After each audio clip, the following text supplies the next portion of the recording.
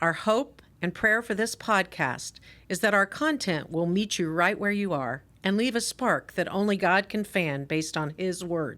We will give credit where credit is due when we remember. Most of our content is based on our life experiences and training, not to be substituted for the Word of God in your life. Welcome to the Connected Heart Podcast. We are two Christian women Here to laugh, have some fun, and engage in authentic conversations that lean into the power of connecting with God. because thinking about God and thinking with God are not the same things.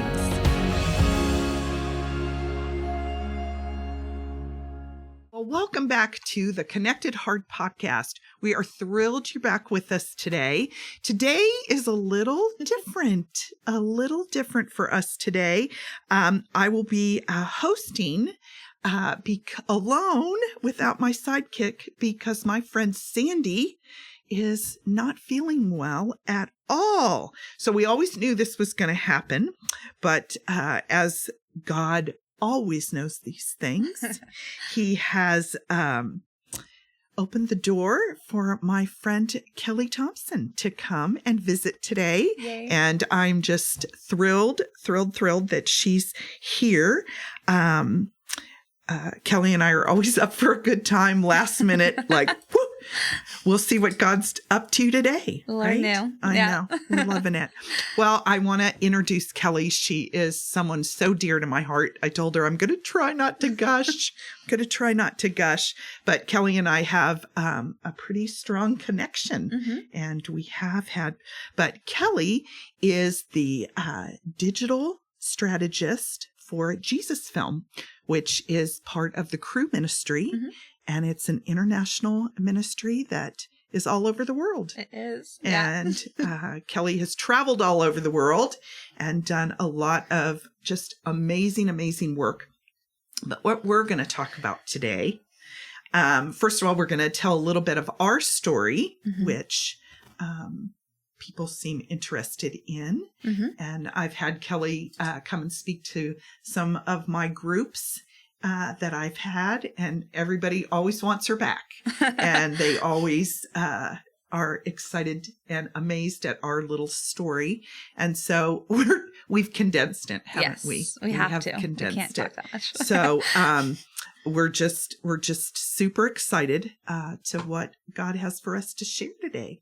So Kellie, I'm so, again, thrilled you're here and super excited. So I guess we'll start with our little story. Yeah. Let's do it. Let's do it. And we're going to not drag it out. No. But it is pretty special It is. on how God connected us Mm-hmm. and the work that He's doing through us, Mm-hmm. right? Mm-hmm. Yeah. So you want to start with the story? Yeah, I would love Okay. to. All right. First, I'm just so thankful to be here. Truly. I've loved listening in, and Martha has been so close to my heart and to me for a long time. So I feel so privileged to be able to sit here with you right now and to have this moment. So thank you so much for inviting me in.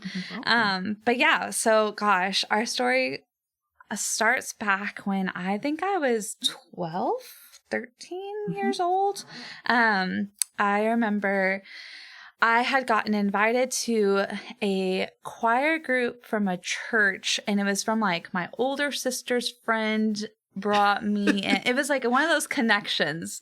And my friend Bridget and I ended up going to this choir, and they just kind of got pulled into all the things. We had no idea what we were doing. We did not know really anything was happening, honestly. But we ended up going downtown, Yep. right? Bear County Jail. Bear County Juvenile Detention Center. Yeah, Bear County Juvenile Detention. And my ride home was from the guitar player's mom. It was guitar, right? Or bass or electric guitar. Yeah.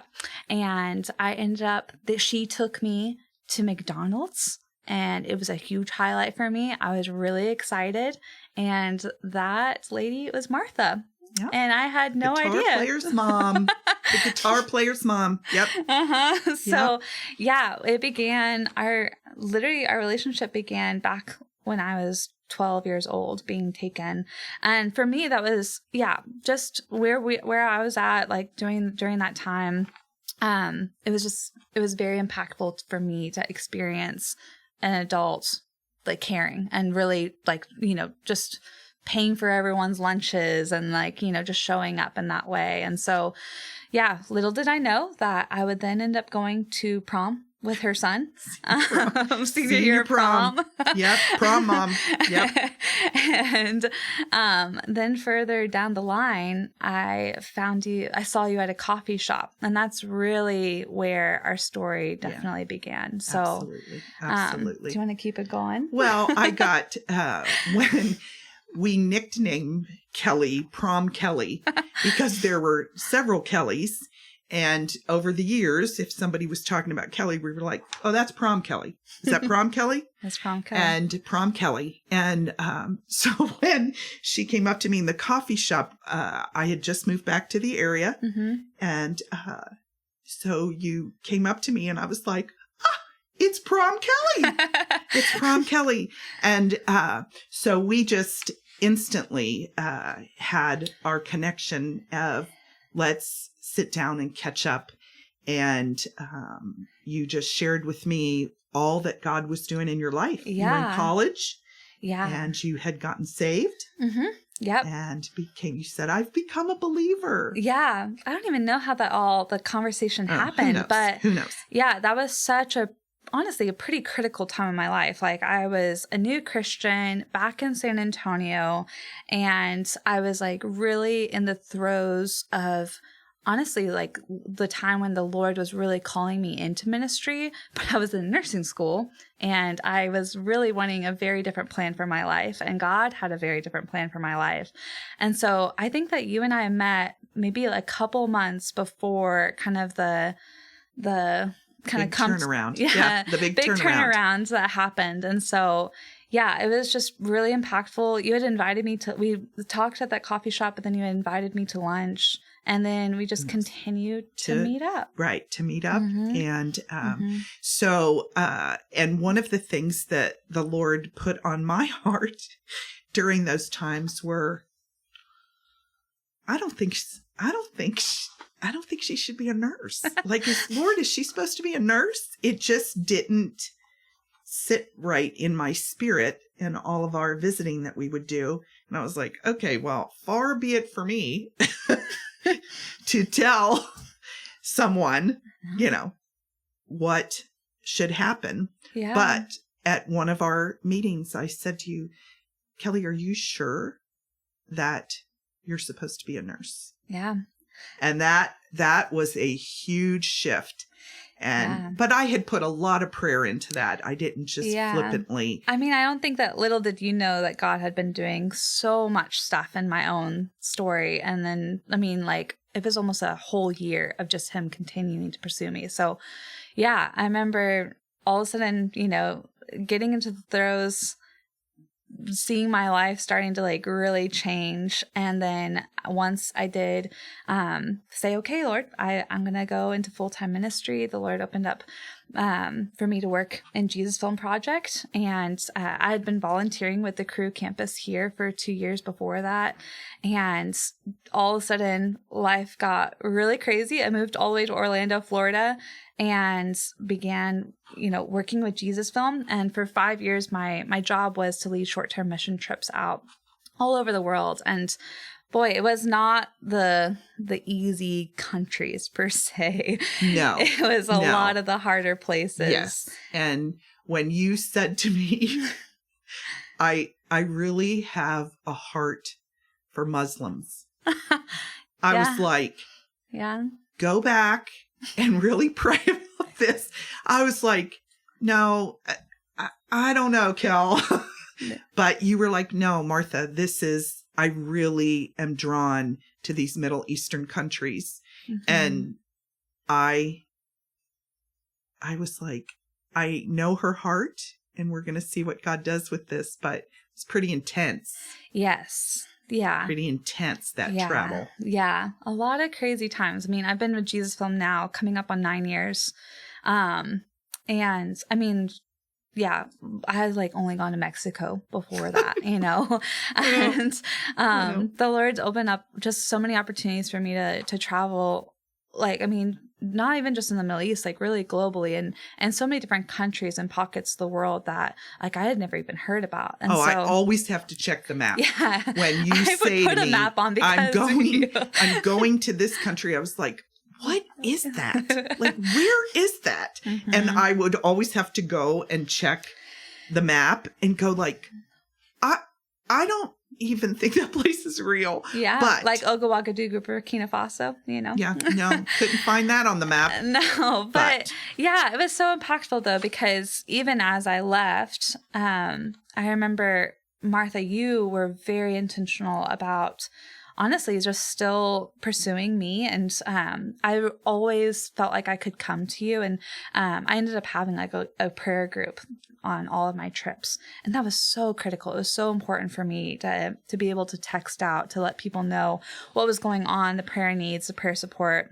But like, I mean, I had countless memories and countless experiences where like I would personally reach out to you and be like, this is happening. Or I remember one time, like you were awake in the middle of the night when I was like really, really, really needing prayer, like on the side of the road in Guinea, you know, where our bus broke down and the road was so chaotic and you were awake. You know? I mean, I did. I woke up and I knew. I was like, this is Kellie. And I made sure that I looked at the clock and to remember the time, and because I had no idea where you were. And I was like, okay, something, I can feel it in my spirit. Something big is going on. And just immediately praying like, I don't know what it is, but I know I'll eventually know, but really praying for your protection. Yeah. And I mean, I just have like countless memories of that. So many different moments. But I think like a huge lesson that I mean, I was still young, not only in my faith, but also too just young in general. And it was so challenging sometimes, honestly, for me to even text those texts and to reach out and to like let, you know, not alone like these other people in the text, the group text, but even, you know, like I'm struggling, I'm needing help, like chaos is arising, like, you know, like it wasn't just like, you know, like ministry things. It was also too relational things or like really intense stuff that was going on in my heart, you know, like even in the beginning of that time, like I was still still broken, but like just really, really fresh, like lots of wounds still going on, like lots of healing that I was in need of my heart.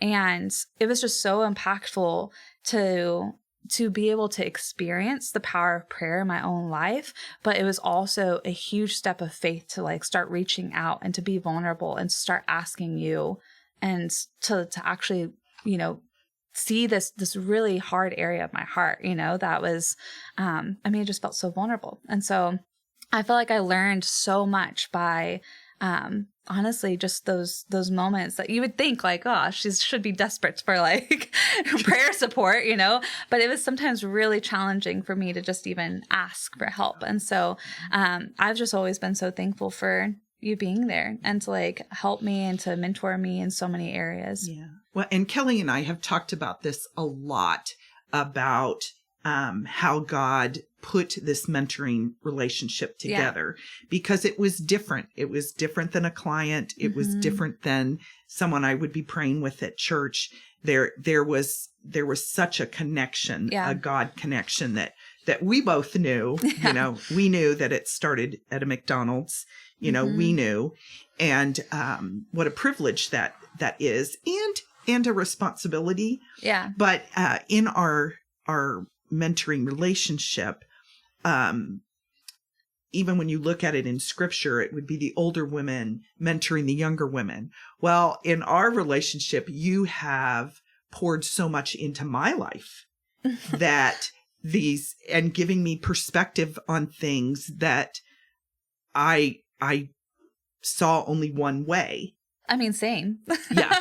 So it's certainly a give and take. Yeah. But one of the whole reasons that I started this podcast was because it was like the younger women aren't in church. Mm-hmm. And so how do we connect?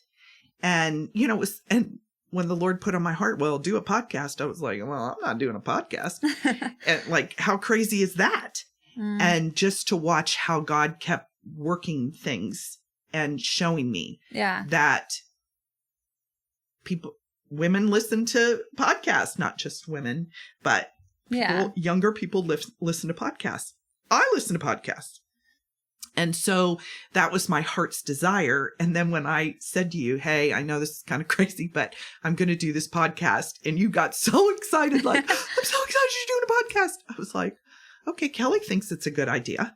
And I know how you pray, and I know that's your heart. So when I got the green light from you, I was like, okay, Kellie's on board. Because I've been so thankful for your heart to continue to reach out to the younger generation. I mean, like, you've had so many different opportunities, Martha, or just you've really had a burden on your heart to pour into my generation, and I think that like that has been apparent to me.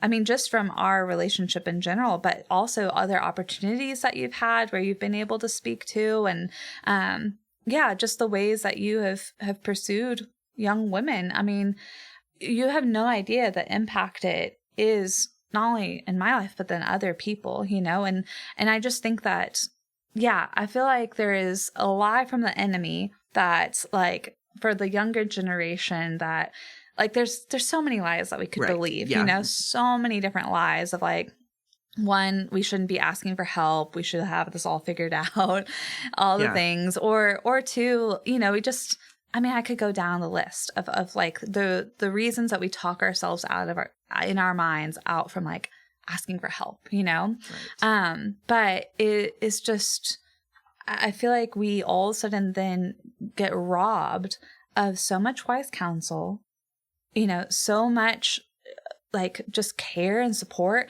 It's hard. Like, things are hard. Like, they are hard. It's not like this life is not easy. Being a woman and like trying to pursue, all of the things that we were thinking about, and like especially during this time of the world, like it's crazy. Yeah, and it is crazy. I've really, I mean, the amount of times I've come to you and like shared like, hey, this is what's going on in my life. Like, this is this hard thing. Like, sometimes I've like gone before our phone calls been like, how much am I going to tell her? Like, oh my gosh, because it has felt so vulnerable to me, you know? And I like, I have my whole other wounds too with just relationships with women. Don't need to go down there. But it's been so healing to me to all of a sudden being able to like not only be vulnerable with you, but then to hear your counsel to me. And usually you're just always pointing me back to the Lord. Well, almost because that's the answer. 100%. Yeah. 100%. But I mean, recently, like I was really struggling. Ministry is not for the faint of heart. No, it is not. I was on the cusp of just being like, okay, Lord, I'm throwing it all away. Yeah. I'm walking and away. It's not even throwing it all away. It's just like, oh, I'm tired. I'm so tired. And you were spot on with your counsel to me. Like, you were spot on. And the Lord then like worked in my heart. And I remember being able to come back to you and be like, yep. Like, look what's going on now. Yeah. Honestly though. But like, I because I have, throughout the years come to you, submitted things to you, listened to your counsel, like tried to have discernment with all of it. Like, man, it's borne so much fruit in my life. Like, thank you, Martha. Well, this isn't about me, but you the same, because, and I have shared with you. And again, it's mentoring. This is a mentoring relationship. Mm-hmm. I'll have people say to me, well, I went for counseling. Okay. That's different. Mm. I went to therapy. I did this. I did that.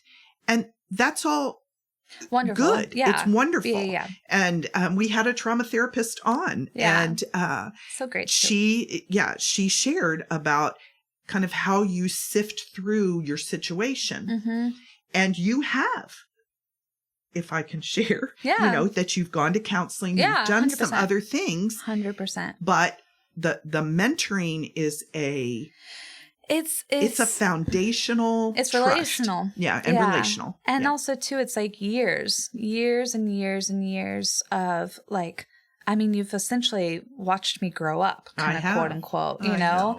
I mean, like from 12, but like even whenever I started meeting you, gosh, I think I was like 24 by that point, you know?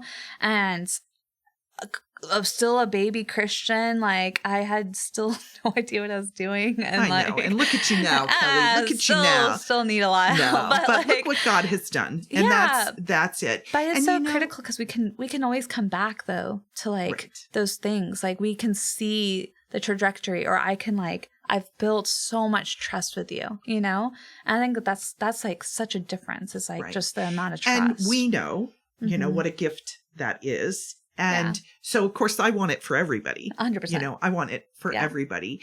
And you keep saying to me, Martha, no, our generation needs this. And I'll think like, okay, you keep saying that, but, you know, I'm not seeing it.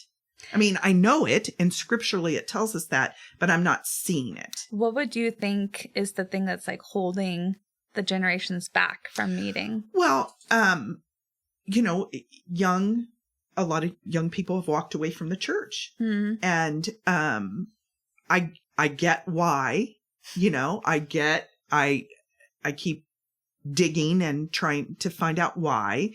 And I understand that there are trust issues there and that kind of thing. But, you know, it's just like on this podcast, like we got to figure out a way outside the walls, you know? Yeah. I mean, I think that, I feel like our generation, the best way I can describe it is that I feel like there almost is like a stench in the air that we know, like, this doesn't smell right. This doesn't smell right. You know, but you know what I'm talking about. Yeah.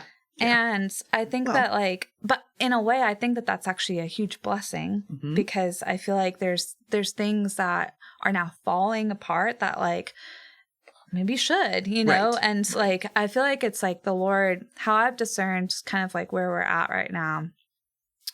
Take this with a grain of salt wherever y'all are at. But I think I've just seen how like there's things that have been built up by man. Yes. And there's things that are built by God. And you can just see the things that have been built up by man that are things that are being shaken, the things that are being tested and tried, and the things that are the reasons why we're saying like, hey, no, no, you know? That's right. And I don't think that a lot of like my generation's kind of quote unquote walking away from church. I think that we're just trying to like, stand with truth and like really getting back to like, we just so want the foundation, right? You know? Right. And so, I think that that's where like I could see, I mean, just how important it is for my generation to be able to walk with a woman who has gone ahead of us, right? Like there's things that you have gone through, you know, within the church that like, we think like, no, it was all roses back then. It's like, no. No. Yeah. But because the church is broken, it's full of people. That's right. We're all broken sinners. We are all in need of Jesus. And the church, I think like we have all decided that like it should be perfect, but that's not the case. Like that's heaven. That's right. You know? Right. And so in our walks and, you know, trying to discern where we're at, like, man, we need counsel. Like we really, really need counsel, and we need to be able to wrestle through the hard questions. Like, I mean, I've come to you with my hard wrestlings at times, you know, where I'm just like, I don't like this, you know, and you've challenged me and you've pointed me to Jesus, and I've gotten to wrestle with all the things that have gone in my heart. I mean, for years now, but gosh, it's such a gift. Well, and again, Kellie, you know this. You have said things to me that have absolutely, when the tables are turned, have absolutely flattened me. And I would be like, she is talking complete and total truth to me. and I think I better back off and reevaluate this. So, but I think when we all come back to it, where I've had people come up to me after you and I have spoken at something, and they'll go like, well, it's so hard to find somebody like this. And it's really, although we didn't pray it into existence. No. Yeah. That's my counsel, is to start praying for a mentor. Mm-hmm. And for those that might be listening that are like, I could mentor someone. 100%. It's praying and watching God move and listening and paying attention. Yeah. I mean, I could have walked right out of that coffee shop and said, oh, saw Prom Kellie. 100%. And that was it. But the Holy Spirit told me that day, it's like, really? Yeah. There's Prom Kellie. Yeah. I think it's true, like trying to just remember that, for example, Martha comes on my mind often. Like just out of the randomness, I'll just like start thinking of her, and then I'll text her, and usually there's something that's going on, like this. Yeah, honestly, like I just kept on thinking about Martha yesterday, and then texted her, and she was like, P.S. I need help. Yeah, when you said, can you meet tomorrow or Monday? I was like, well, tomorrow we got a scheduled podcast, and Sandy's sick. So here we are. Here we are. We get to hang out. Yes, which is super fun. But I feel like for me, it's like with what you're saying of praying, for people to be able to pray, like if you're desiring to mentor someone, or if you're needing a mentor, I mean, like you said, being aware of those around you, but then being aware of who God's putting on your mind and heart. Maybe it feels like a big risk to text them, but do it. Like, I think that the greatest thing that I've learned in relationships is the power of pursuit and the power of pursuing someone and to be pursued. It's not a one-way street. And so to experience kind of, that prompting of like, oh, I'm going to reach out to her because I want to go and meet up to like have coffee with you. I mean, that is such a simple step, but man, the longevity of that is huge, because we all really desire that. Like, let's be honest. We all are wanting to be known. We all desire to like have help, and so it's a simple step, but it is so pivotal, and it changes to the trajectory. Yeah. And you and I get into some deep conversations. Yeah, we do. Really fun things. And so we're going to talk about, because we've talked about this a lot, we're going to talk about technology. Oh, fun. So when you start sharing with me what is going on in Jesus Films and the technology just out in the mission field, like blows my mind. You're like, oh, we've got all these things. And so the technology, and for me, and I've talked to you about this, it's just like the podcast. I had to make the decision that I have to learn. Yeah. Yes, it's different. Yes, this is weird. Yeah. But that I have to learn how to do it. Yeah. And I remember at the time thinking, I don't know, pretty worn out. I don't know if I can, pull it together to start looking into the different technologies and how different ministry is now. Yeah. It's when you're like, oh, I'm digital strategies. I was like, Kellie, what is that? Like, what in the world is digital strategies? Honestly, I was right there with you. I'm like, what? God, where? Right. But you're like, okay, well, these guys in Africa are now able to, it just blows my mind. And so I think that's something else that I want to encourage the boomers that may be reaching out to this. It's like, some of it we are going to have to learn and be uncomfortable, but the payoff is amazing. We don't want to leave you hanging, but we are. Be sure to join us for part 2 of this episode.